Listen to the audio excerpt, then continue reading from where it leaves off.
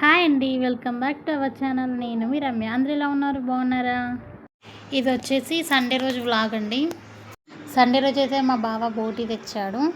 దాన్ని మాత్రం ఇద్దరం కలిసి క్లీన్ చేసేసాం. అది మొత్తం క్లీన్ చేయాలంటే 30 గంట పట్టింది. అది మొత్తం క్లీన్ చేసేసరికి అయితే మా బావకైతే చుక్కలే కనబడ్డాయి. అందులో పసుపు ఉప్పేసి మంచిగా వాష్ చేసుకోవాలి. ఎందుకంటే అది నాన్ వెజ్ కదా, స్మెల్ వస్తుంది. 2-3 టైమ్స్ అట్లా వాష్ చేసుకోవాలి. అలా వేస్తేనే కర్రీ వండినప్పుడు టేస్టీగా ఉంటుంది. ఆగమాగం కడిగామంటే కర్రీ పాడేయడమే, మనం తినలేం.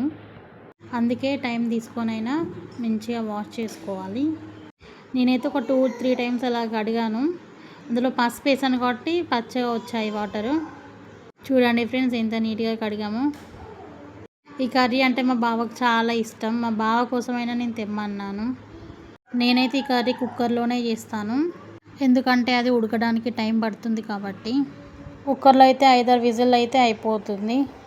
ముందుగా మీకు కావాల్సినంత ఆయిల్ వేసుకొని అది హీట్ అయ్యాక పచ్చిమిర్చి ఉల్లిపాయలు వేసుకోవాలి. వాటిని మంచిగా ఫ్రై చేసుకోవాలి. ఉల్లిపాయ మంచిగా వేగితేనే కర్రీకి టేస్ట్ వస్తుంది. అవి కొంచెం ఫ్రై అయ్యాక అందులో కొంచెం అల్లం వెల్లుల్లి పేస్ట్ అది మనం ఫ్రెష్గా రెడీ చేసుకున్నది వేసుకుంటే కర్రీ ఇంకా టేస్ట్గా ఉంటుంది. అందులోనే పసుపు కూడా వేస్తున్నాను. పసుపును అల్లం వెల్లుల్లి పేస్ట్ మంచిగా ఫ్రై కావాలి. 1 నిమిషం పాటు అయితే మంచిగా ఫ్రై చేసుకోవాలి.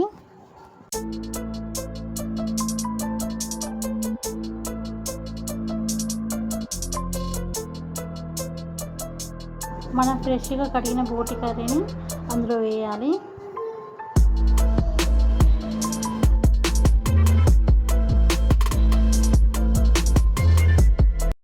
బోటీని వేసుకోవాలండి, మంచిగా కలపాలి. అందులో ఉంచి వాటర్ రిలీజ్ అవుతుంది. 10 మినిట్స్ పాటు అలానే కలుపుకోవాలి. ఎందుకంటే వాటర్ మొత్తం ఇనికిపోవాలి, ఆయిల్ మొత్తం పైకి తేలాలి.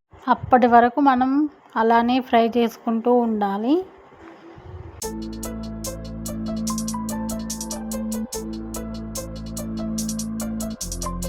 ఇలా వాటర్ వస్తుంది చూడండి.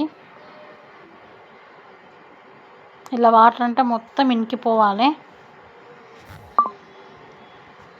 ఇదిగో చూడండి, ఇలా ఫ్రై కావాలి. నేను చూపిస్తున్నాను చూడండి. ఇలా ఫ్రై అయితేనే కర్రీ కూడా టేస్ట్ బాగుంటుంది.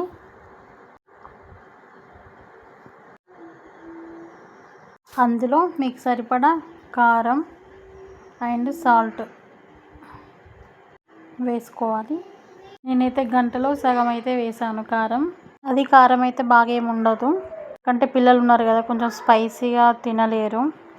1 టీ స్పూన్ సాల్ట్ వేసాను. కారం కూడా మంచిగా ఫ్రై కావాలి. అది ఫ్రై అయ్యాక మీడియం సైజు టమాటాస్ 2 తీసుకున్నాను. కట్ చేసి అవి కూడా అందులో వేసాను. ఒక 5 మినిట్స్ పాటు అలానే ఫ్రై చేసి అందులో వాటర్ పోసాను.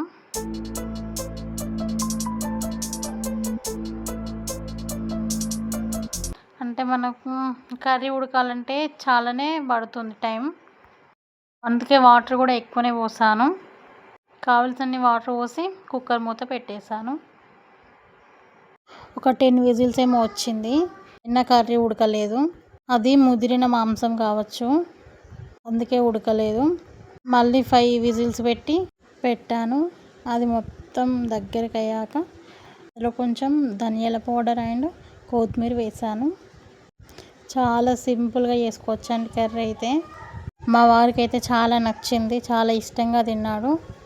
పిల్లలు కూడా ఇప్పుడిప్పుడే కొంచెం అలవాటు చేస్తున్నాను. కర్రీ మాత్రం చాలా బాగుందండి. అలా చూసి వెళ్ళకుండా లైక్ వేసుకోండి ఫ్రెండ్స్. బాయ్.